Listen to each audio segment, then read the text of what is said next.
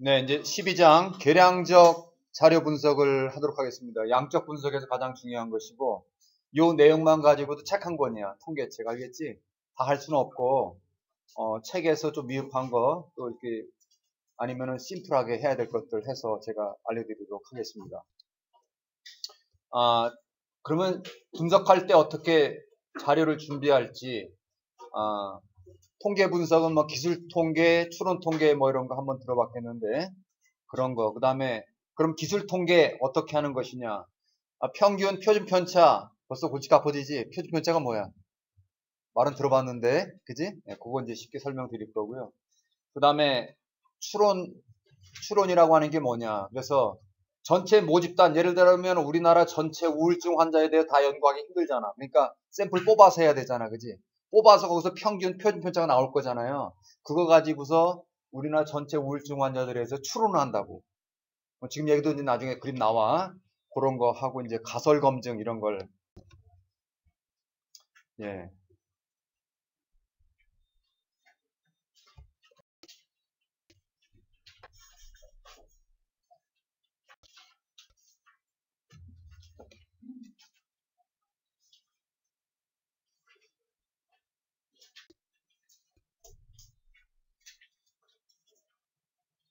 잠깐만, 이게 내가 얘기한 게 녹음이 안 됐다. 그냥 얘기했네. 짜증나 죽겠어. 기계를 못 믿겠어. 내가 나중에 다시 해줄게. 이제 이론 분석을 한번 해보겠습니다. 사회복지기관 직원들이 있어요. 직원들이 있는데 나이가 있어요. 여기 있잖아. 직원들이 나이가 있고 경력이 있고 월 예를 들어 200만 원 받는다. 월 소득이 있잖아요. 그죠? 월 소득 이런 게 있어. 근데 연령, 경력, 월 소득 이런 것들이 있는데 각각에 대해서 한번 봅시다. 여기 연령이 말이야. 연령이 21살부터 61살까지 있다. 사회복지기관에. 뭔지 알겠지? 맨 왼쪽에. 응? 요거 책에 있는 거야. 여기 불 좀 꺼봐. 이거 앞에. 잘 안 보인다. 응. 여기 보면 저기 사회복지기관의 연령대가 이렇게 쭉 있다고. 알겠어? 21살부터 61살까지. 그지? 거기 빈도가 21살을 1명, 23살 1명, 61살 1명 이렇게 쭉 있죠. 그죠? 이렇게 돼 있어. 그래서 이렇게 이제 빈도 분석을 한단 말이야. 그러면 나이가 여기 보니까 28살 8명, 29살 2명, 30살 6명, 31살 6명 쭉 있잖아. 그지? 이걸 갖다가 각 연령대 몇 명씩 있는지 이렇게 분석해 볼 수가 있잖아요. 응? 그지? 이게 빈도 분석이야. 알겠지? 얼마나 빈번하게 있느냐. 그죠? 그러니까 여기 그 사회복지기관에 근무하는 직원이 총 여합병 75명인데 75명 중에 이제 나이가 어떻게 분포가 되어 있는지 이건 순수 정하면 되죠. 그죠? 빈도 분포가 바로 나와요. 그러니까 여기 나이 그다음에 경력도 있을 수가 있어요. 1년부터 몇 년 여러 가지 그것도 볼 수도 있고 월 소득도 있잖아요. 100만 원부터 뭐 500만 원까지 있으면 이렇게 쭉 내볼 수 있잖아. 그지? 400만 원 몇 명. 그러니까 몇 명. 이게 이제 빈도라고. 알겠어? 이런 분석을 할 수가 있다는 것이죠. 그래서 여기 보게 되면 연령은 사례가 75명이야. 여기 이제 범위가 이제 40개가 있고요.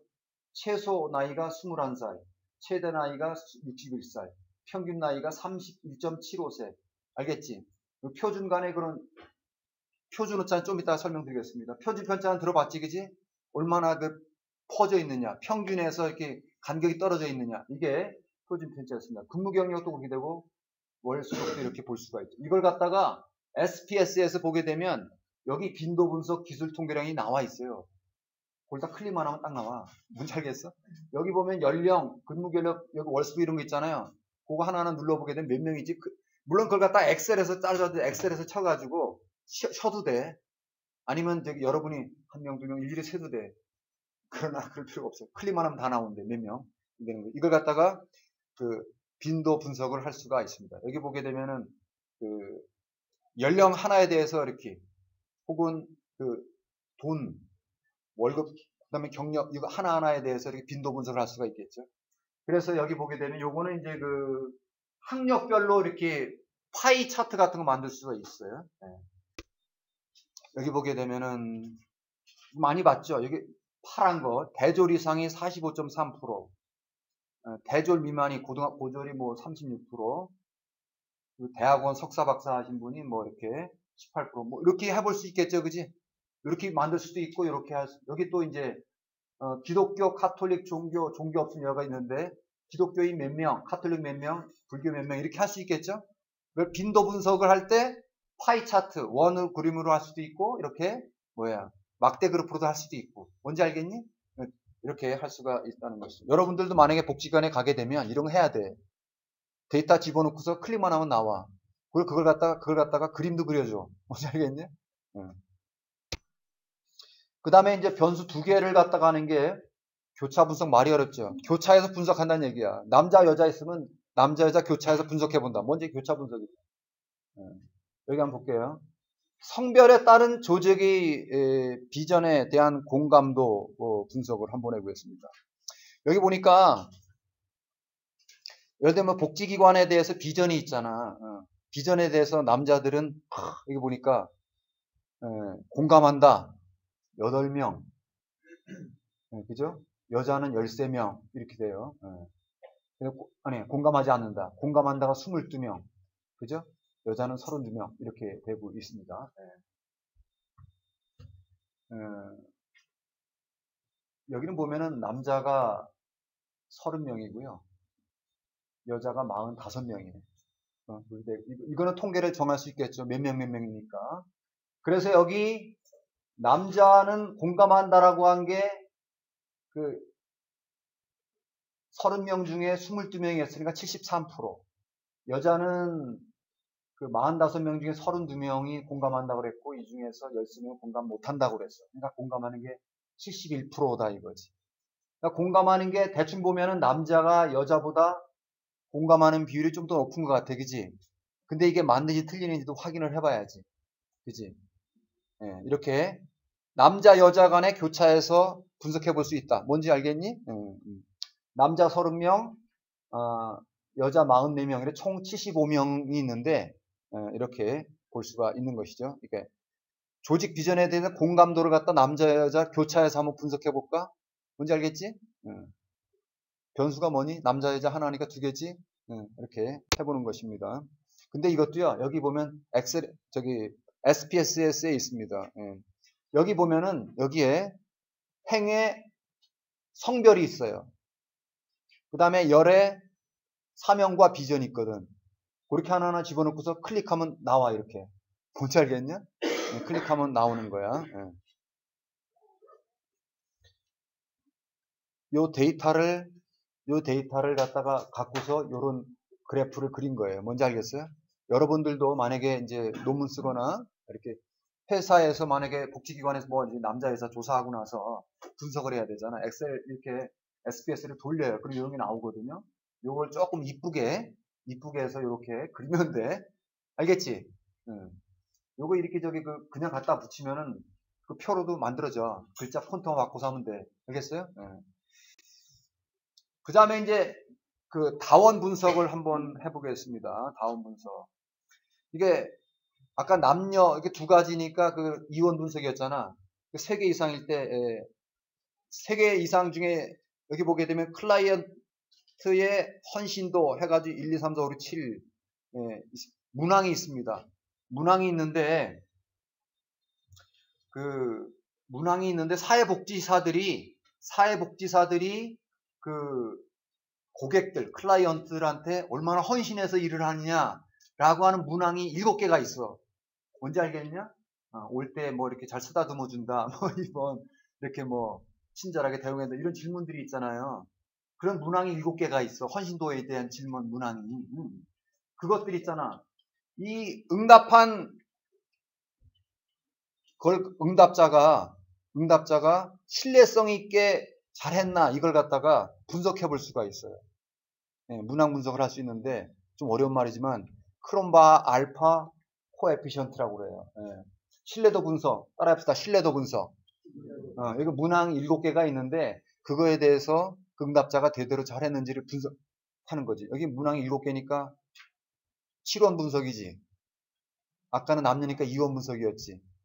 그러니까 3원, 4원 귀찮잖아. 그러니까 셋 이상은 그냥 그 영어에도 그렇잖아. 영어에도 between 하면 2명 사이. 3명 이상은 뭐야? 어망 그렇잖아. 그러니까 3명 이상은 그냥 뭉뚱그려서 이렇게 따지는 거야. 그래서 보니까 헌신도가 보니까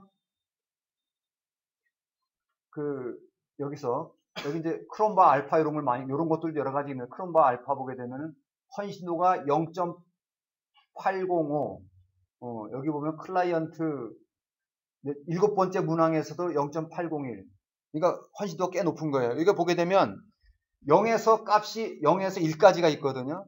그러니까 0.8이니까 꽤 높은 거야. 알겠어? 이렇게 알아두시면 된다. 그러니까 이거 그냥 간략하게 이해하시면 돼요. 아까 이론 분석은 빈도 분석 같은 거 하나. 그러니까 남자가 몇 명이냐, 총 몇 명이냐 이렇게 이런 거. 계절이 몇 명이냐 뭐 이런 거. 이렇게 하나. 그 다음에 남자 여자 간의 어떤 2가지 교차해서 분석하는 거, 교차 분석 2개. 그 다음에 여기 문항 7개잖아. 그러니까 7원 분석이잖아. 근데 여러 가지 이렇게 하는 게 있다. 이런 거 있어. 나중에 뭐 별량 분석 3개 이상 분석하면 하여튼 다운 분석이라고 보면 돼요. 대충 이렇게 보시고 요것도 있잖아. 여기 있잖아. 여기 그 항목을 딱 쭉 집어넣고 알겠지? 집어넣고 통계량 클릭하면 쫙 나온다. 여기 보니까 항목 수가 7개입니다. 각각에 대해서 그 알파 값이 얼마입니다. 이렇게 쫙 나와. 요거 갖다가 이렇게 딱 붙여가지고 멋지게 하게 되면 잘했어. 그럴 거 아니야, 그지? 이런 도표를 갖다 붙이기만 하면 됩니다. 논문 쓸 때. 그 다음에 이제 모수 추정 좀 어려워지고 있는데 한번 보도록 하죠. 요거부터 한번 해보자. 여러분 라디오 들을 때 이런 말 들을 거야. 국회의원 선거철이 되면 다음과 같은 신문 기사를 가끔 볼 수 있다. 녹음하기 때문에 내가 읽는 거야 지금. 이거 시켜야 되는데. 정치인 지지율 조사에서 A 후보는 40%, B 후보는 25%의 지지율을 얻었습니다. 이번 조사는 여론조사 전문기관인 갤럽 뭐 이렇게 해가지고 뭐 구미시에 있는 모든 가구 성인 남녀 1000명을 대상으로 이렇게 찾아가기는 거니까 전화로다가 이렇게 면접을 했습니다. 신뢰수준 95에서 표본 오차는 플러스 마이너스 3.1%입니다. 이런 얘기 들어봤냐? 근데 신뢰수준 95, 그 다음에 플러스 마이너스 3포인트. 근데 보통 일반사람은 못 알아듣잖아, 그지? 좀 있어 보이잖아, 그래도. 믿을만해 보이잖아? 그러면서 여기서 신뢰수준 95%에서 표본 오차 3.1이라고 하는 게 뭘까? 한번 따져봅시다. 신뢰도라는 얘기가 뭐야, 신뢰도.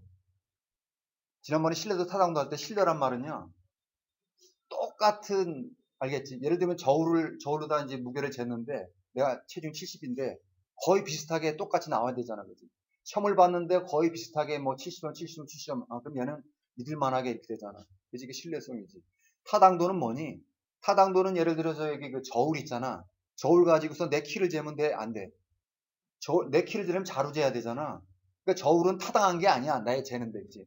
타당도는 재려고 하는 걸 재는 거냐, 이거지. 체중은 몸무게를 재는 거지, 키를 재는 게 아니잖아. 그지? 이 타당도는 재려고 하는 걸 재느냐. 신뢰도는 잴 때마다 몸무게가 비슷비슷하냐. 뭔지 알겠냐? 이런 얘기지. 신뢰도는 여러 번 했을 때 비슷한 값이 나오냐. 이게 신뢰도란 말이야. 그래서 동일한 형태 조사를 100번 했을 때 95번은 알겠지? 이게 95%야. 100번 했을 때 99번은 이게 99라고 뭔지 알겠지? 그래서 여기서 신뢰 수준이라고 하는 거는 조사를 갖다가 얼마나 확실하냐 이걸 말해주는 거예요. 신뢰 구간. 믿을만하냐 이거죠.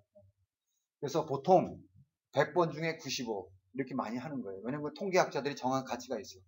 90 하면 안 돼. 보통은 잘 안 하고 95를 많이 해요. 100번 중에 95번은 알겠지? 이런 말일 때 이제 95%라고 하는 거고. 표본 오차, 표본이 생기는 오차란 말이야. 여기 통계 A 후보가 40% 지지받는다 그랬지. 표본들이 40%를 지지했잖아. 10명 중에 4명은 그 A를 갖다 지지를 했다고요. 알겠어요? 근데 10명 중에 그 2명 반, 그러니까 100명 중에 25명은 B 후보를 지지했단 말이야. 그런데 그렇게 하지만 그게 표본이 오차가 생길 수도 있어. 40%인데 플러스 마이너스 여기 3.1이 생길 수가 있어. 그러니까 40%에서 플러스 마이너스 3.1%는 얼마니? 39.6에서 43.1%가 될 수 있죠. 그죠? 예, 표본이 이게 저기 사람 일이라거나 통계라고 하는 건 오차가 딱 맞아 들어가잖아. 오차가 있을 수 있어요. 모집단이 다 안 해봤기 때문에 모르잖아. 그러니까 추정을 하는데 보니까 아마 이렇게 해보니까 오차가 이 정도 될 것 같다라고 이제 통계에서 얘기를 해주는 거야. 그 다음 비후보는 25에서 비후보에 답변한 표본들 간에 오차가 있을 거 아니야. 3.1이라고 그랬지.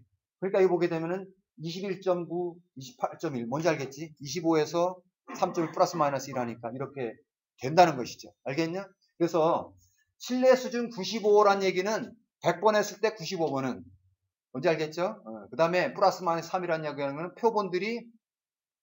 표본들이 지지한 게 40%라고 하는데 거기에도 표본 안에 오차가 있을 수가 있어요. 이런 얘기야.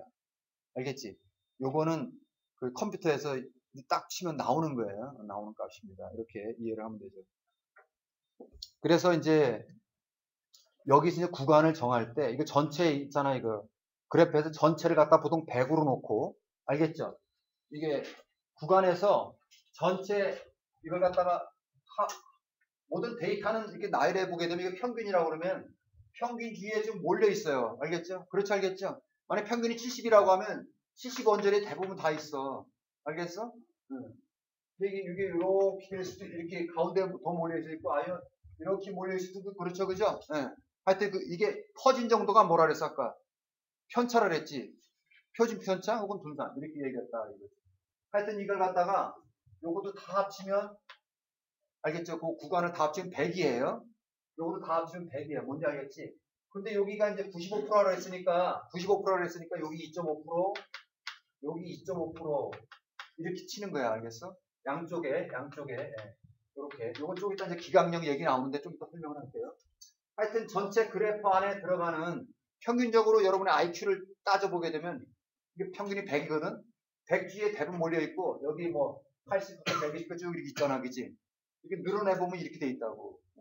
그런데 상위에 뭐 130 넘는 친구들 있잖아. 여기에 80 이렇게 넘는 요런 애들 있잖아. 극단적인 값들도 있죠. 그죠?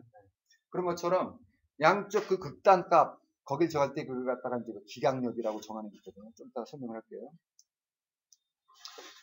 하나 더 해보자. 만약에 신뢰 수준 99%에서 표본 오차 2.5포인트라고 하면 어떻게 되겠냐? 아까 다시 한번 해봐. 그렇죠. 100번 중 몇 번은? 99번은. 이왕 나왔으니까. 100번 중에 99번은. 그지 알겠죠? 2.5니까 40에 30.5, 42.5. 뭔지 알겠지? 그 다음에 비후번은 25%에서 2.5 마이너스 1.5니까 22.5에서 27.5% 지지를 얻는 것으로. 뭔지 알겠죠? 신뢰 구간은 100번 중에 신뢰할 수 있는 간격. 그렇게 되는 거다. 표본들 간에 이렇게 오차가 생길 수 있는 범위. 예. 그러니까 여러분 요것만 이해하고 나서도 테레비 나중에 라디오 들을 때 이해를 할 수가 있어요. 통계라고 하는 건 무작정 많이 할 수가 없기 때문에 최소 이제 100번 해봐가지고 그죠? 예를 들어서 여기 여러분이 이제 시험을 보는데 만약에 100번 시험을 봤어. 100번 시험 봤는데 이 친구가 만약에 그 평균이 70이야. 근데 100번 다 가는데 몇 번 해봤는데 70, 70, 70 이렇게 나중에도 얘가 70점일 거야 이렇게 대충 생각을 하잖아. 그지? 그러니까 95%라는 얘기는 그 통계적으로 볼 때 100번 할 때 95번 정도는 이렇게 될 거다. 알겠니? 근데 표본 간에 오차가 생길 수도 있잖아. 그걸 갖다가 이렇게 정해줄 수가 있습니다. 그래서 여기 이제 그 조사, 목적, 예산, 인적 자원 이런 걸 가지고서 해볼 수가 있는데요. 조사를 갖다가 만약에 1000명 하는 게 더 좋겠어? 100명 하는 게 더 좋겠어? 1000명 하는 게 더 좋겠죠. 근데 그렇게 하기 어려운 이유가 뭐예요? 돈이 들어가잖아. 그러니까 무조건 철저하게 다 하면 좋지만 현실적으로 그렇게 할 수가 없어요. 그래서 가장 좋은 방법은 뭐니? 가장 돈을 적게 들이면서도 가장 근접한 데이터를 구하는 걸 원하죠. 그죠? 그런 거죠. 신뢰 수준은 학자들이, 통계학자들이 정할 때 95%, 99%, 99.9%. 이런데 보통 사회과학에서는 95%를 많이 씁니다. 뭔지 알겠죠? 사회과학에서 95%. 이제 99.9 같은 건 이제 그 이공계 같은 데에서 있잖아요. 거의 틀리지 않죠, 그죠? 실험할 때. 그럴 때 이렇게.